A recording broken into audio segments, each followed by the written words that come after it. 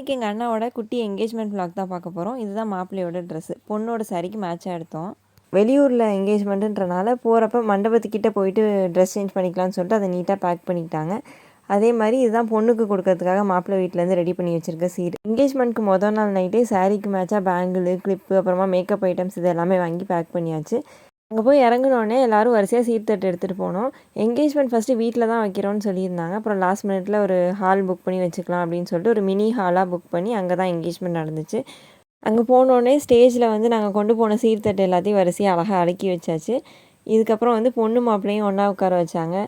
அண்ணா வந்து பொண்ணுக்கு வந்து சாக்லேட் கொடுத்தாங்க. அது கூடவே நாங்கள் வந்து ரிங் வாங்கிட்டு போயிருந்தோம் பொண்ணுக்காக, அதையும் போட்டு விட்டாங்க. அதே மாதிரி பொண்ணும் அண்ணாக்கு ரிங் போட்டு விட்டாங்க. எல்லாம் முடிச்சுட்டு அங்கே வந்து சாப்பாடு அரேஞ்ச் பண்ணியிருந்தாங்க. மட்டன் பிரியாணி, சிக்கன் 65, ரைத்தா, அப்புறமா தால்ச்சா, லாஸ்ட்டாக ஃபீர்னியும் வச்சாங்க. பிடிச்சிருந்தா நம்ம சேனலை சப்ஸ்கிரைப் பண்ணிக்கோங்க.